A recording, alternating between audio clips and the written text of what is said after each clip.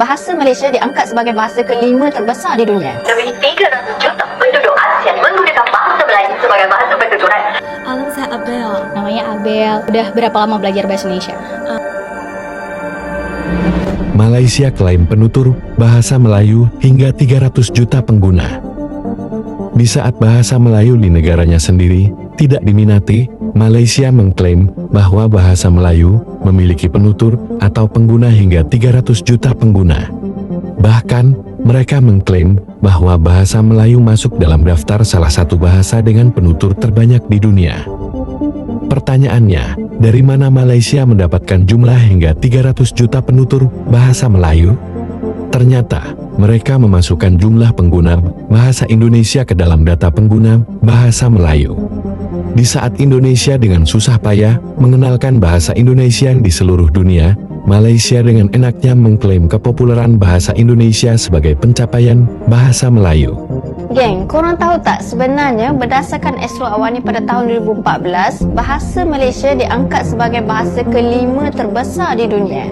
Antara menteri dalam kerajaan yang pernah memartabatkan bahasa Melayu ialah Yang Berhormat Tuan Ibrahim Tuan Man yang pernah memberikan ucapannya dalam bahasa Melayu ketika persidangan antarabangsa di Glasgow. Pada Februari lepas pula, Datuk Seri Ismail Sabri juga bertutur dalam bahasa Melayu ketika lawatan ke luar negara. Bahasa Melayu juga ya, tahun lalu 2022 bahasa Melayu masuk ke 10 di antara penutur yang terbanyak di dunia ya teman-teman. Nah, bahasa Melayu di peringkat ke-6 dengan penutur 280 juta penuturnya di dunia ini ya. Tahukah anda, lebih 300 juta penduduk ASEAN menggunakan bahasa Melayu sebagai bahasa pertuturan. Bahasa Melayu adalah bahasa ke-7 jumlah penutur teramai di dunia. Baru-baru ini, Perdana Menteri menyatakan dalam setiap usaha rasmi kerajaan, kita perlu menggunakan bahasa Melayu. Banggalah kita dengan bahasa kebangsaan kita. Kita bertanggungjawab memperkasakan bahasa Melayu. Jadi kalau kita lihat penutur bahasa Melayu di dunia, ya, lebih 307 juta penuturnya. Kita lihat di negara kita sendiri, di Brunei, di Indonesia, di Singapura ada penutur bahasa Melayu. Walaupun ada perbezaannya, tapi penutur bahasa Melayu itu wujud. Sastrawan Indonesia ini juga memberikan ultimatum di televisi Malaysia kepada Profesor Malaysia supaya tidak mengusik bahasa Indonesia. Kami merasa yakin bahwa selama Indonesia ada, selama itu pula bahasa Indonesia akan ada. Yang pertama, bahasa Indonesia berfungsi sebagai bahasa persatuan.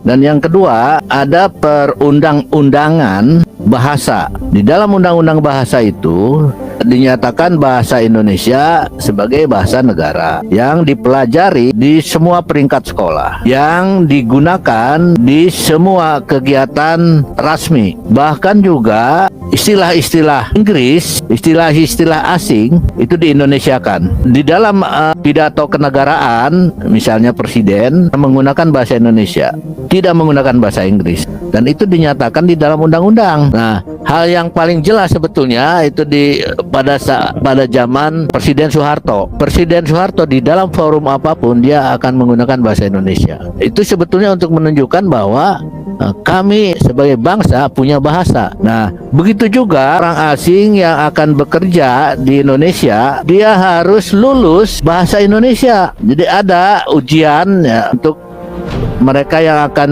menjadi pekerja di Indonesia, mereka harus bisa bahasa Indonesia. Inilah yang kemudian menjadikan bahasa Indonesia ya dipelajari dengan sebaik-baiknya oleh orang-orang asing itu. Jadi mereka mempelajari bahasa Indonesia dan bukan bahasa Melayu. Ini merupakan para pelajar di Cina yang lebih tertarik mempelajari bahasa Indonesia daripada bahasa Melayu Malaysia. Namanya siapa? Nama saya Abel. Namanya Abel. Udah berapa lama belajar bahasa Indonesia? Sudah 2 tahun. 2 tahun. Ada kata-kata dalam bahasa Indonesia yang kamu sukain nggak? Ada. Apa? Cinta. Nama saya Belinda. Saya berasal dari Kota Wenchang, Provinsi Hainan. Kalau di Hainan apa yang seru untuk dilakukan? Saya hanya kehidupan biasa-biasa saja. Mungkin mereka lebih suka berenang atau belajar jalan-jalan di pantai laut. Oh, jalan-jalan di pantai. Ya, cuaca Hainan sangat mirip dengan mirip dengan Indonesia. Oh, mirip dengan Indonesia.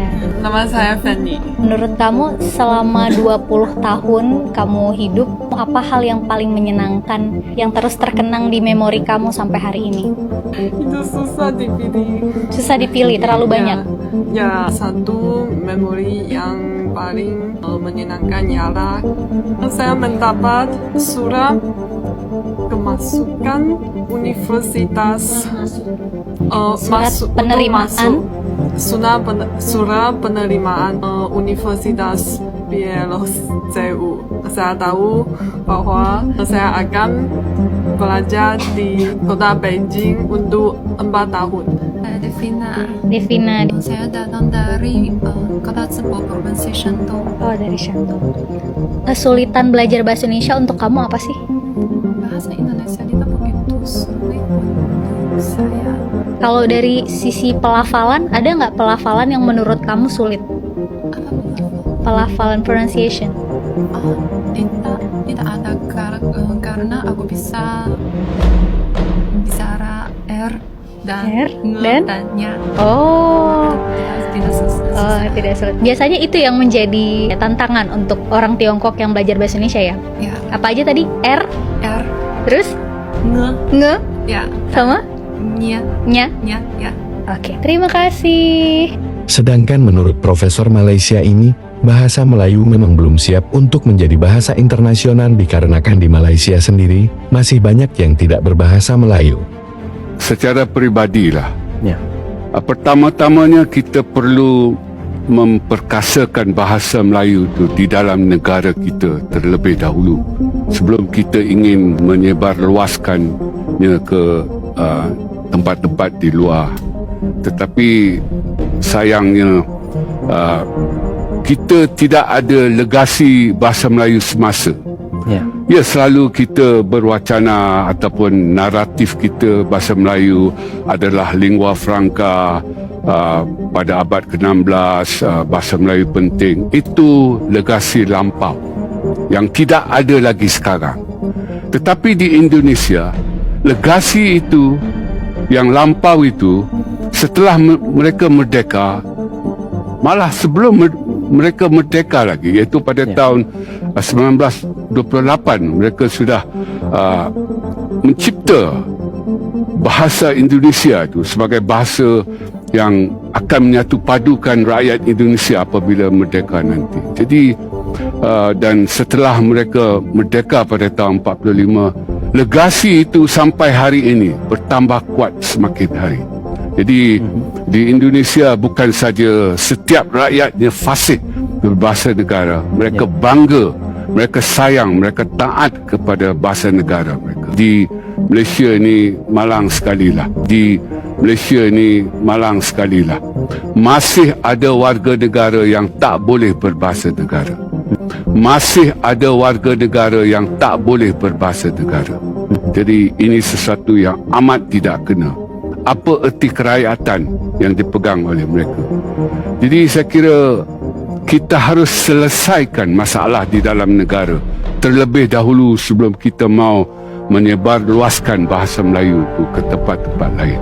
Saya kira selagi di dalam negara kita itu bahasa Melayu tak dihormati oleh anak watannya sendiri, saya kira agak sukarlah untuk orang-orang luar ingin menghormati bahasa Melayu versi kita. Jadi bagaimana pendapatmu mengenai ini sob? Tulis di komentar.